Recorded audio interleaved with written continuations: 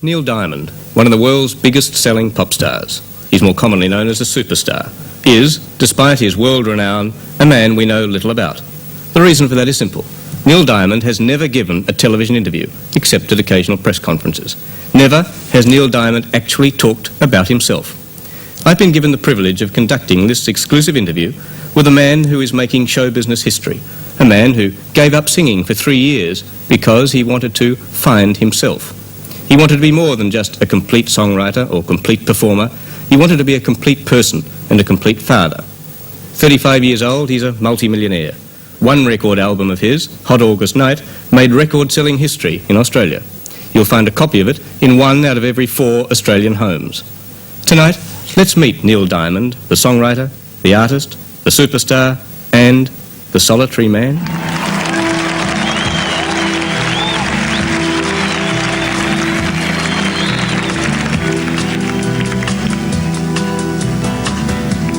Melinda was mine till the time that I found her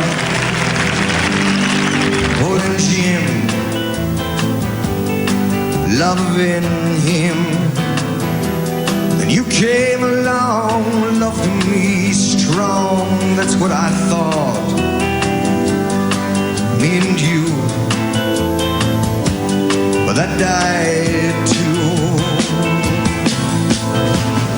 Don't know that I will, but until I can find me, look at others stay and won't play games behind me. I'll be what I am, solitary man, solitary man. Sure looks like me. Neil Diamond, welcome. Yes. And thank you for being here. Thank you, Michael. Are you a solitary man? I suppose that I am, but probably no more than most other people. You know, when you're exposed to the public, when you're put in the public's eye, you're confronted with pressures and situations that the average person doesn't really experience. And so, like just every other person around the world, I seek out my time for myself and for the things that I consider important above and beyond what I do, the work that I do. Do you like making friends?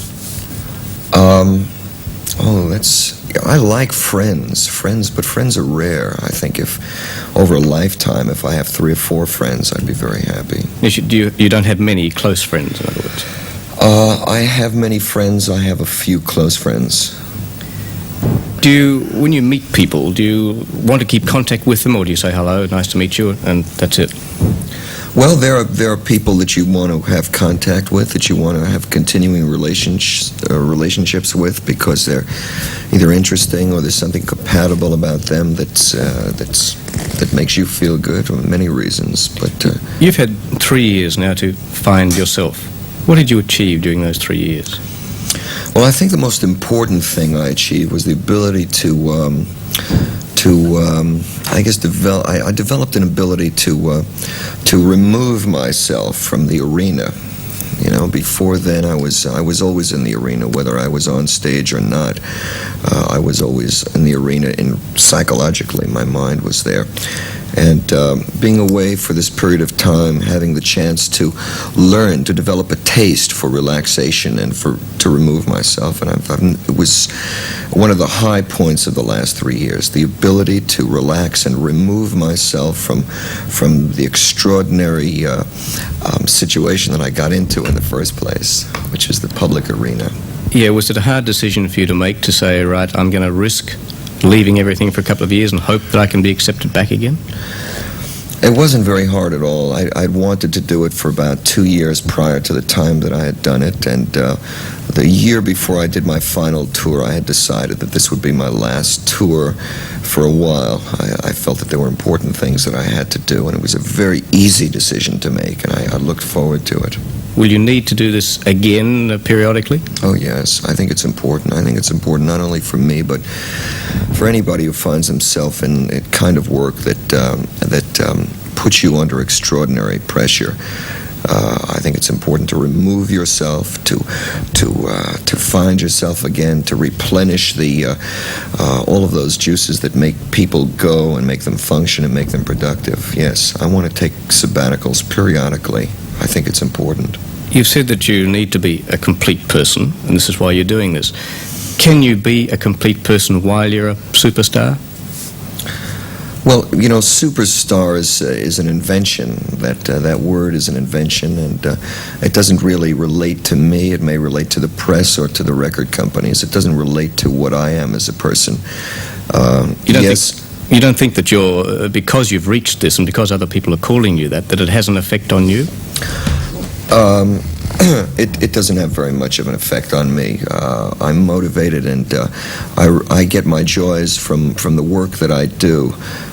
Frankly, I can't deal with the enormity of this success and acceptance, and so I don't deal with it.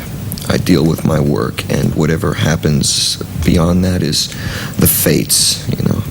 So when people react the way they do towards you and what you read about yourself and see about yourself, you try and disconnect that from the real you. That's right. I do that. I have to do that.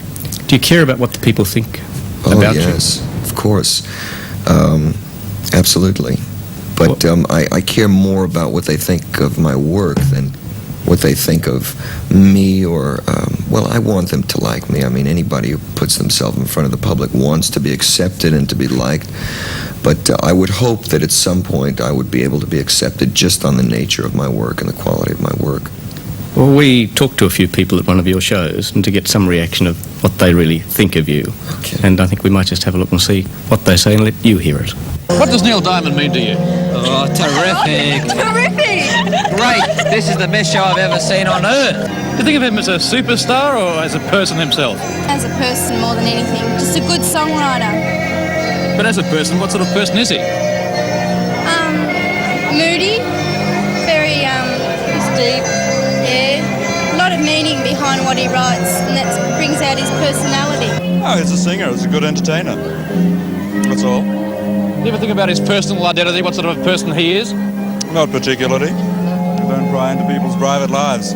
When you listen to his music, do you think of him as a person or just as a superstar or what? Probably a superstar, I suppose. Do you ever stop to think about him as a person in his own right? No, not really. As a superstar, it's greatest. Do you ever stop to think about him as a person? Not really, no. What do you think of him as a man? Beautiful. Do you think of him as a man, though? Yes. What sort of a man is he, though? Beautiful man. Just an ordinary man, I suppose. No different than any other man. Just that he's got a good voice. It's more a personality, I think, than a man. What sort of a man is he? What makes him tick? I don't know. Just his music, I think. Do you care about him as a man? Not really. Just his music? Just his music, yeah. I don't think of him in those terms. And what sort of terms do you think of him in? Just his music. I enjoy his music. That's it. You don't care about him as a personality at all? No, I don't think that at all. Well, is that the sort of reaction you would have expected or hoped for? I'm not sure. It's very interesting because I've never really seen people who've reacted after a show or during a show. It's very rare that you have a chance to sit down with people, and it's embarrassing to ask someone what, I can't do it. But that's interesting. Yes, I would differ with one of the girls who spoke and said, no, I don't really think of him as a person, just his music. And the reality is that if they're familiar with my music, then they're familiar with me, because the music is really a direct reflection of what I am as a person. And I like some of the reactions in the respect that some of those people seem to relate to or didn't want to relate to me as a superstar or a celebrity. I think it's very important to diffuse the myth, because in reality I am just a man like any other man. I happen to write music and songs, and I've been lucky enough to have a great deal of acceptance. But I'm not talking about anything in my music that any other human being on this earth has not felt or cannot feel. Are you moody? I used to be very moody. I've learned to deal with it. I've come out of myself a great deal in the last 3.5 years. I like myself better. and I'm not nearly as moody as I was. Why did you decide to give this interview when you haven't done so before? Well, I felt that it was very important after seeing the kind of press that was coming out when I got here, that the Australian audience get a chance to see beyond that celebrity kind of a thing, you know, the front page of newspapers all the time, and then realize that there actually was a human being behind that. I don't think it's productive to represent a person purely on the basis of superstar celebrity. It's not real. It's not.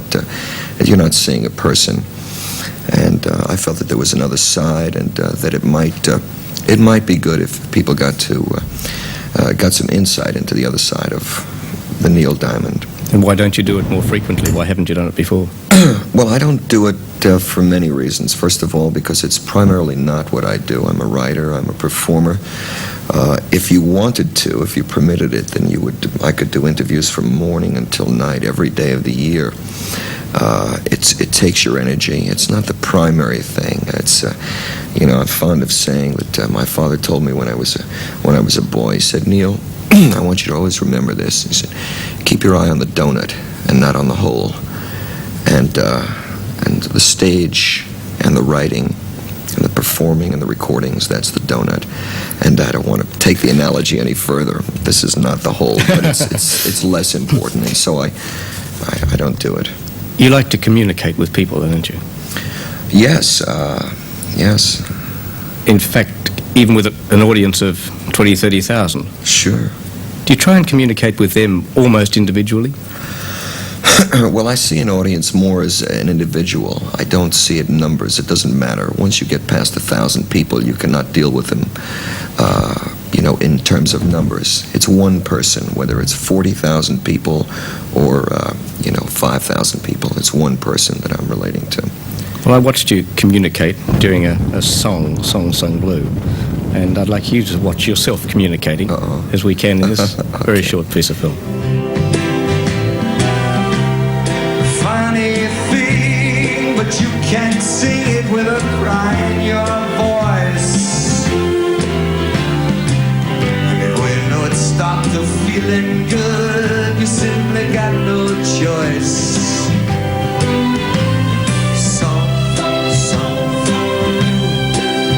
Everybody knows. We have a wonderful opportunity here tonight, and that is to create the largest choir known in the history of man. The first Sydney all-mixed choir, 38,000 voices strong. Dare you sing with me? Will you sing it with me? All right. Do you enjoy performing that? That song? Yeah. Well, you see, that song gives me an opportunity to put myself in a very scary position, because it was one of the exciting things about doing a concert is the unpredictability of any given moment, and that to me is the great fear and the great excitement. It's the charge that I get out of performing. The audience gets the music, and I get the spaces in between the music, which are unpredictable, and I like to let things happen. So this song in particular gives me the opportunity to not only relate to that particular audience, but also to let things happen that would not happen anywhere else, but at that moment, in that audience. And for that reason, for the fear of it, it's the man who climbs Mount Everest and looks down, but it's also enormously exhilarating and exciting, especially when something exciting happens. What was the inspiration behind that particular song? Well, inspiration is a large word. Whenever I think of inspiration, I see it with a capital I. And I've only had inspirations in my life, maybe 3 times or 4 times, the kind of inspiration when you felt your heart pounding and, just life rushing through your veins. But the song was, I remember listening to a Mozart piano piece on a recording, and I was very, very attracted by a part of the melody. And it stuck in my mind, and I found myself writing a song the next day where the first 2 melodic phrases were very similar. And I took it my own direction and took it my own way after that. But I suppose that Mozart piece, Piano Concerto 21, was the starting spark for that song. Where and when do you write best? Well, writing best happens when it needs to happen. Writing comes at the least predictable moments. I've written some of my best songs in the back of cars, in buses, in hotel rooms. It's really quite unpredictable. If you are told to write something, can you? Yes. Is that difficult?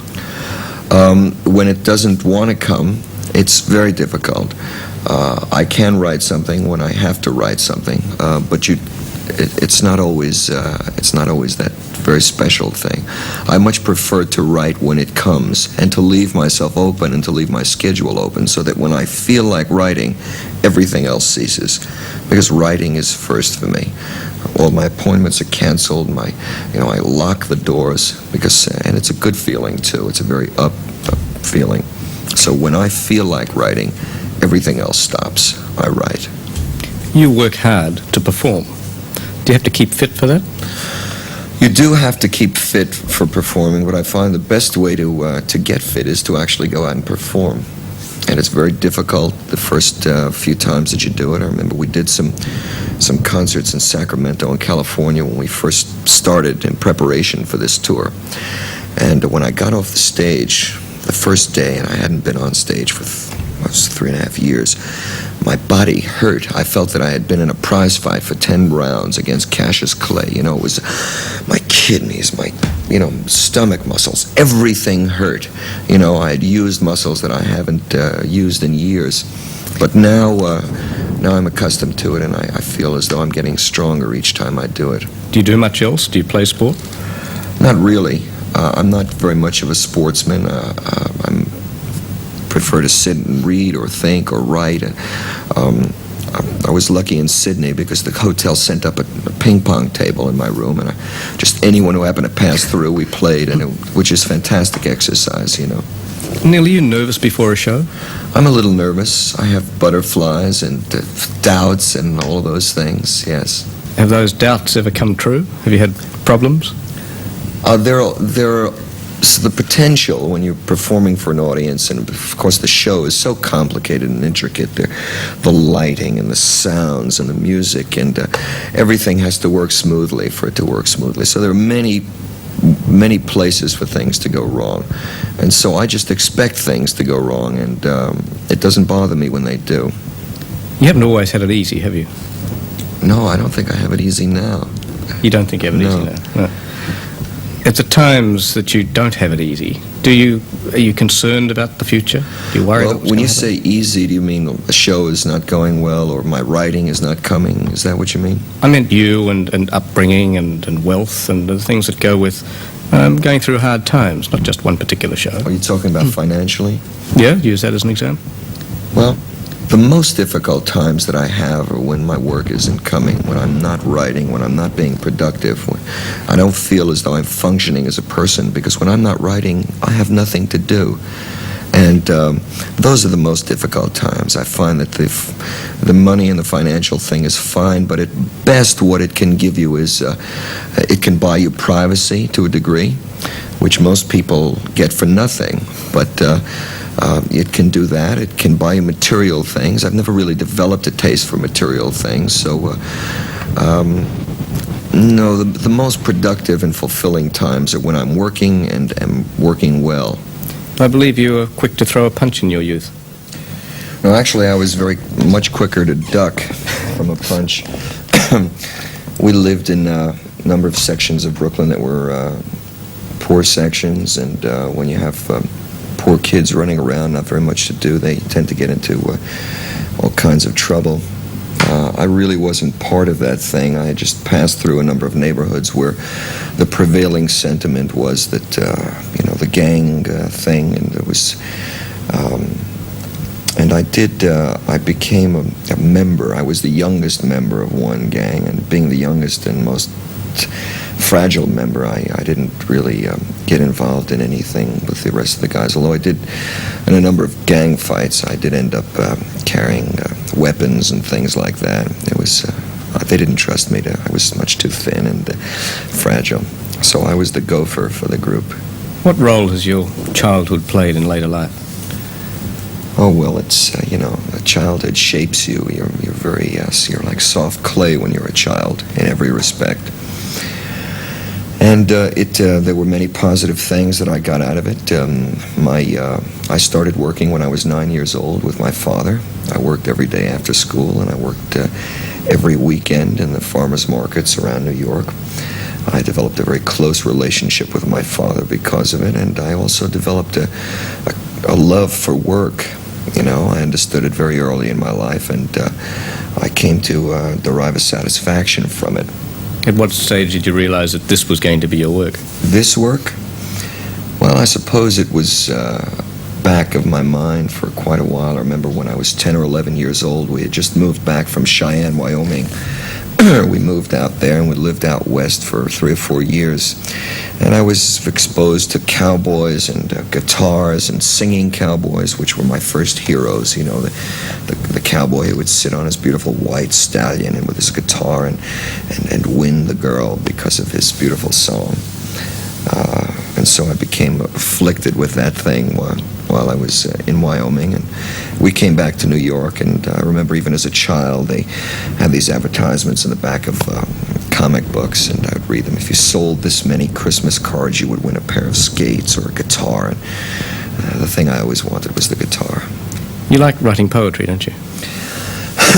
I did write poetry, if you could call it poetry, when I was a teenager, but I found it that writing songs, I found it to be much more satisfying because the music adds a dimension that purely words cannot even begin to touch. Music goes directly to the soul. Do you try and get a message across with your music, with the songs? Well, you are talking about something with every song that you write, whether it's an emotional state or a relationship or some fantasy. And of course the message is whatever that song is about. Yeah, do you try though and get a message across, or do you think really in terms of a bestseller? No, I've never really thought about bestsellers until the thing was finished. I could sit and listen to it and say, that seems to me to have potential as far as the public is concerned. But while you're doing it, no. I tried that for a long time. When I first started writing songs, I came into New York City and I started to knock on doors and try and get what I was writing at that time heard. They didn't like it, obviously. I was a new writer, and there were always suggestions. We don't like this, we don't like that, change this. And I tried for a number of years, 7 or 8 years actually, to write what other people thought was what I should be writing. And I was very, very unsuccessful at it. It wasn't satisfying to me, and those songs fade from memory very quickly. It might be fair to say that you put your message forward in a fairly unusual sort of manner, because sometimes the words are quite unusual. For example, I am, I said, which is one I thought we might just have a listen to a couple of those words now while you're performing them. I'd like you to talk about it afterwards.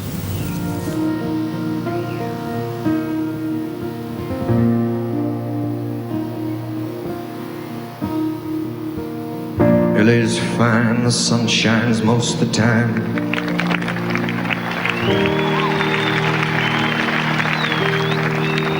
And the feeling is laid back.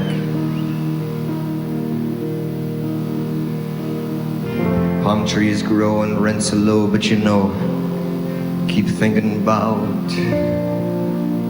making my way back.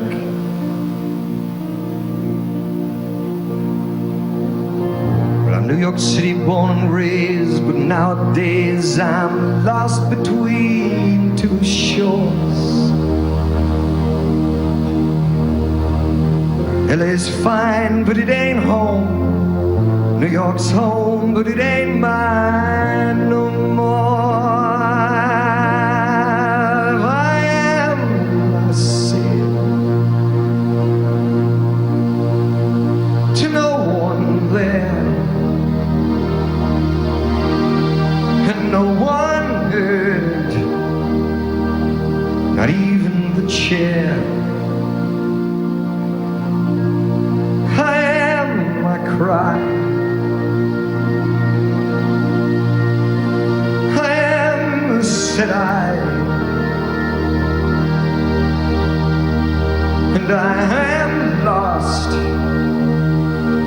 I can even say why, leaving me lonely still.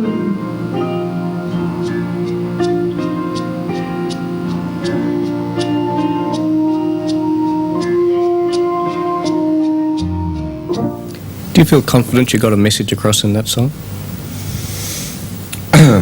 Well,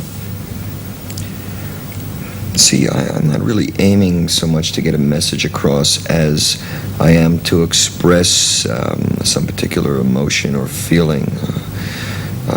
I think there is a message in that song. It's the story of someone who's experiencing the kind of intense aloneness that most of us have experienced at one point or other in their life. On the subject of loneliness, apparently you receive quite a bit of mail from people who have a loneliness. Yes, that's and communicate true. with you. Yes. How do you react to that? Well, obviously I identify with it, I sympathize with it, but I also understand at this point that as you mature and as you grow older, if you're fortunate and if you're looking into yourself and examining yourself, that you can eventually come to terms. I was alone because I wanted to be alone. I was afraid to have people come too close for me, for fear that they might find out what I really was, and I didn't think very much of myself. You're a thinker, aren't you? Probably too much of a thinker. Yeah, I'm getting out of that. I'm learning not to think as much. You're responsible? Responsible? Well, I try to be, yeah. Because combining the two, you have, and I suppose you've considered this too, quite enormous power. You can reach a lot of people and get your message across to them. Well, I have yes, I can reach a lot of people and it's not so much message, you see. I don't like messages. Messages go by Railway Express or American Telephone and Telegraph. But you can communicate your thoughts to my other feelings. people. My feelings. My music is mostly emotional. It's mostly on an emotional level. But let's say you wanted to introduce that into political thinking. You could do it. The emotional aspect into a political area? No, take it one step further. If you wanted to get, I know you don't like the word message, but if you wanted to communicate your feelings and your thoughts, you can into political areas. I suppose I could, but frankly, I've never really been that interested in politics. I find most of it, certainly in the United States, very trivial and very temporary, and I find very few real thinkers in American politics, or people who really have an understanding of the future and, beyond when the next time they come up for election. You wouldn't, say, get behind a political candidate and try and help him win? Oh, yes, I have done that. Teddy Kennedy, isn't it? Well, not so much Teddy Kennedy, although it's possible. He's asked me if I would do some things for him this year. Very selective people that I felt that, yes, the public should know about these people. They might have been underdogs, or I just felt that these were substantial people, sensitive people who really cared about what they were doing. Well, then is this where your thoughts, your emotions, your feelings can do a lot more? Well, there is that potential, although the reality of it is that the public really comes to their own conclusions based on many things, based on what they read in the papers, on television, based on their own instincts. I don't think there's anyone with enough power to motivate or to shape the thinking of a public in a direction other than the public is prepared to think in. And you wouldn't try? In other words, say you decided to back Ted Kennedy. Would you try and mold their thoughts? No, I don't think. That's not what I do. I could express my own feelings, and I suppose it would be up to people then to reach their own conclusions. How important is money to you? Well, money is reasonably important for a number of reasons. First of all, I suppose that my background had something to do with it. I never had much exposure to money when I was a kid. I never really missed it, but it was just something that didn't really enter into my life very much or very often. But I find that money has two main real functions that are productive. First, for privacy, which is important, especially for a writer. And second, because I have... Just stop on the head. What do you mean by that? Well, you must buy your privacy when you're a public person. You must live in areas that are exclusive, simply because you want to go about your everyday life like everyone else. And if you're too much in front of the public, then you can't do that. Everybody wants their 2 minutes or their 10 seconds, which seems very small from the individual's point of view. But of course, when you realize that there are thousands and maybe even hundreds of thousands of people who want that time, you must protect that. First comes my work and my family. What else does money mean? Money also, in a sense, means freedom. The freedom to stop performing for 3 years, the freedom to study and read and to get to know myself. Also, it's being in the public favor is extraordinary and exhilarating, but it's not one of those things that you can count on for the rest of your life, and so you hope that you're able to put enough in the bank so that when the public finally does say, we no longer like you, we like that person, that you don't have to go around and work at jobs that you don't want to work at, that you can live your life and still maintain some semblance of self-respect. Do you know how much money you now really have? Do you keep a check on what you have? I don't really know. It gets very complicated after a while. It gets complicated. It's a business, really, and I'm one of the employees of the business. I receive a salary, but I haven't really concerned myself with money. It's my understanding that I have enough to live the way I live now, and that's right where I want it. Do you spend easily? Yes, I spend very easily. I don't think... On yourself? Not so much on myself, but when I want something, I get it. Like what? Anything. New pair of shoes. As many record albums as I want. The best hi-fi systems, the best guitars. Whatever it is that I want. What about your kids? My kids are... No, I have to have that under much more control, you see. I'm much more experienced at having no money than at having money, and so I'm just really learning to deal with it. As far as my children are concerned, I try to give them what they need, irrespective of money. And, of course, children with their limitless vision want everything that they see, and of course you can't do that. But you think you should virtually give them what they want? Whatever they need, not what they want, because they want everything. What I think they need, what I think is important to their life. Have you talked to your kids while you've been away? Yes, I spoke to my son just about an hour before the show. What sort of conversation do you have with him?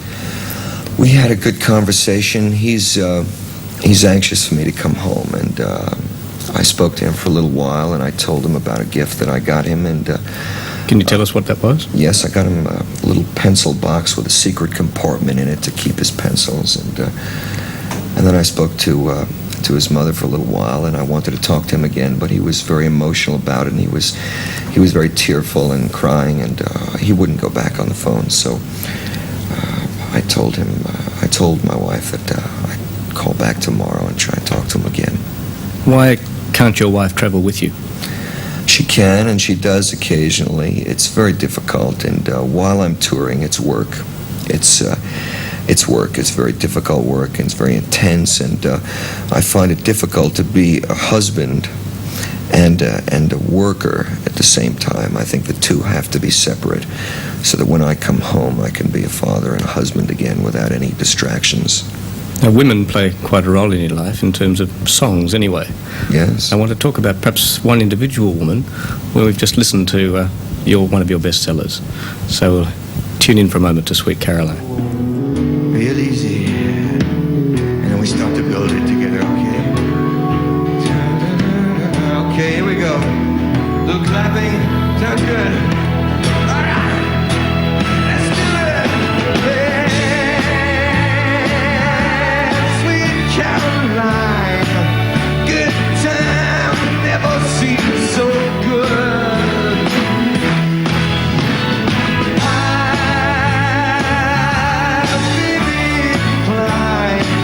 To believe they never would.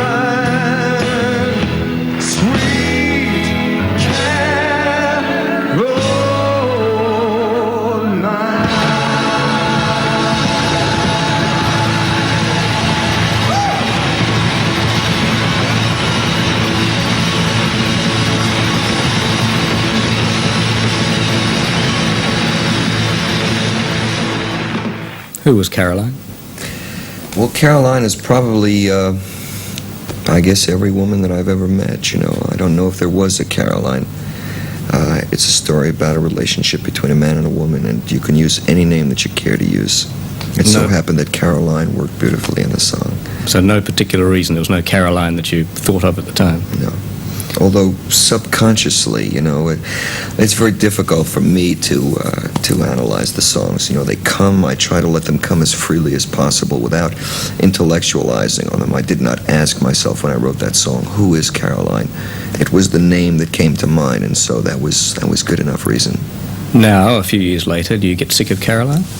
No, I don't. It's one of those songs that have sustained for me. That's one of the beautiful things about songs, is that when you do them well, they can sustain you and give something to you for many years. Whereas a concert, a performance, it's a thing of the moment. It lasts for a period of time, and it's exhilarating like no other experience that I experience in my life. But when it's over, it's over. A piece of music, a song. Yes, 10 years later, 100 years later, still. Neil Diamond might have some vices. Yes, of course. I have more vices than we have time to talk about here. I'll name a couple. Well, I'm addicted to cigarette smoking. I tend to overwork. Those two are, really fit for extended discussion. Does cigarette smoking cause damage to you, though, particularly in your line? Yes, it does. I've been warned by my doctors that my singing career will be shortened considerably by it. I've tried just about everything: hypnotism, self-discipline, stopping work, trying other brands of cigarettes, but I'm addicted to them without any question. Show business personalities and drugs are often connected. Yes, that's right. In your life? They were for a while, to a very limited degree. I don't like to take any kind of drugs into my body. I prefer not to take even aspirin. I don't drink. I've hardly had any alcohol in my life. So there hasn't been very much of a problem in that regard. I don't like taking manufactured things and because I don't really know what they do, and frankly, I don't think anyone else, even the manufacturers, know really what they do. So the drug thing hasn't been very much of a problem. I think cigarettes are even more of a problem. Do you have any major dislikes? Oh, of course, yes. I like, my dislikes. I dislike insensitive people. I dislike rude people. Go on. Yes, I could go on forever. Are you a patient person? When my energy is there, I can be very patient. But when my energy goes, and I've been able to predict it fairly well, I have no patience at all. I become a whole different personality. I believe one of your likes is flowers. Yes. And from a special fan. Thank you. Who's that from? Someone who specially sent it in for you. This is really a perfect creation. I look at a rose and I say, God, if I could ever create a song that were that beautiful, I would never have to have any doubts in my whole life. But this is a perfect creation. Is that why you have a beautiful bouquet or huge setup of flowers on your stage? Yes. Which is unusual for a person like you. It puts me and what I do in perspective. Tendency is very often when you're standing in front of an audience of 20 or 30 or 40,000 people to think, gee, you're really terrific. And you turn around and you look at a rose. It puts you in perspective. Is life a bore? A bore?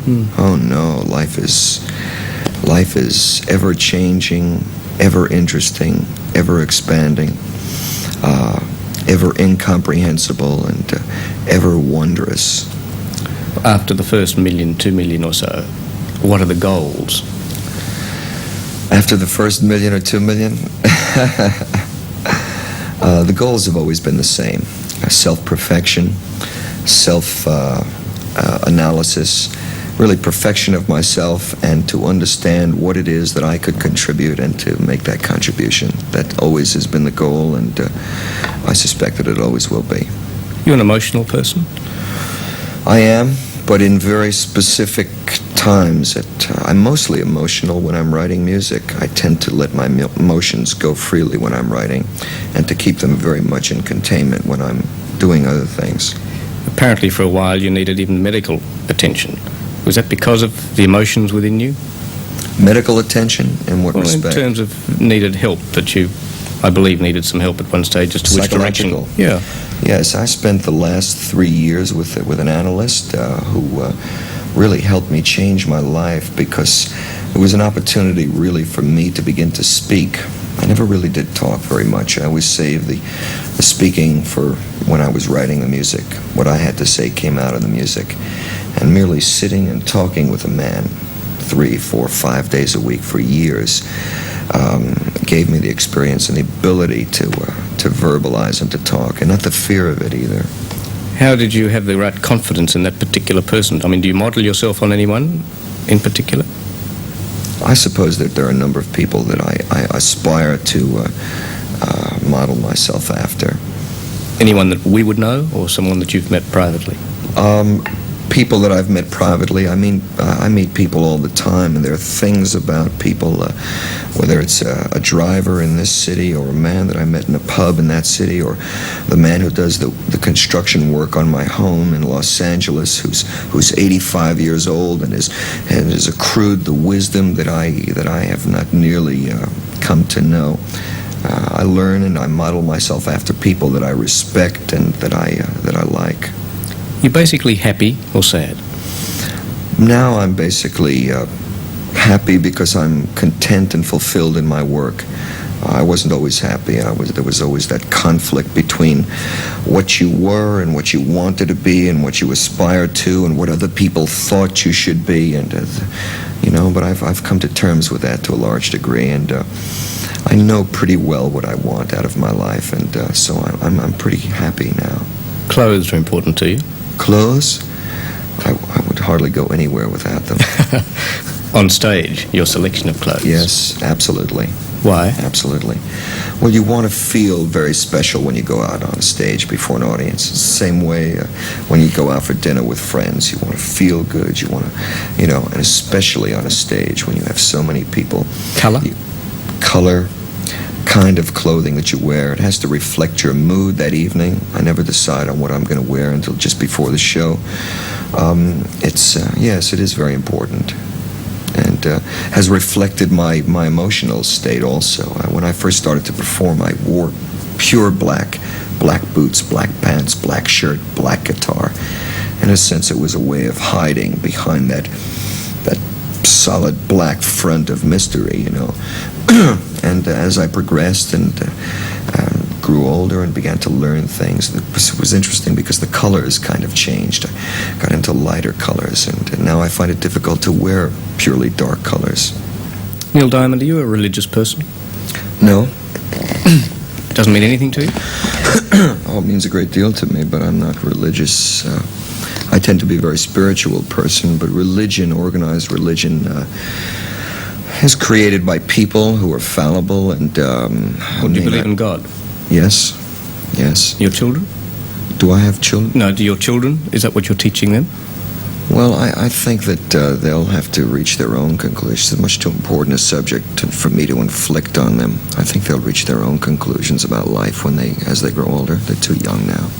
Do you fear what's around the corner for you? I did fear it. I'm not afraid of it now. I'm willing to accept whatever it is. I don't expect to. It's funny, I've had this vision for most of my life that I would not live a very long life, and so I understand that. I'm willing to accept that and do what I can within that period. And that was my main fear, death. Will you know when your time has come in show business? Oh, I think I'll know it long before anyone else does. Will you try and hang on, or will you get the message? I'll get the message. And depart, or will you try and... You'll actually get the message and go, or will you try and go on with it? Well, you know, there are many other things that can satisfy people. One of my dreams that I've had for many years was to be able to subsidize and to open up a camp for children. When I was a child, I was fortunate enough to be accepted into a camp.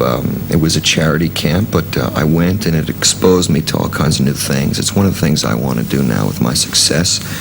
I've been saving money for my concerts now for the last 5 years. I have a substantial sum put away, and next year my goal is to start buying a piece of land and to build my camp.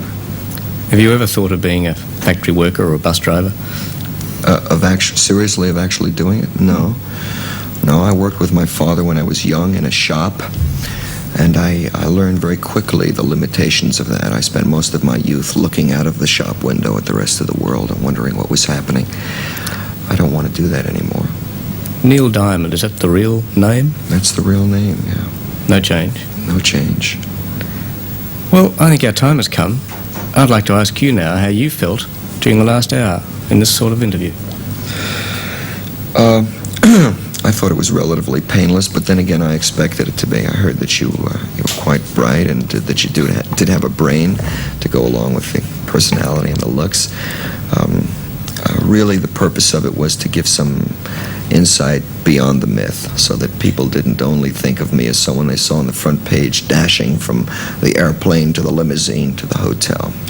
You feel you've achieved that now, to a certain extent? I think probably people know me a little better now than they did before. Thank you very much for coming in. It's been tremendous talking to you. Thank you, Michael.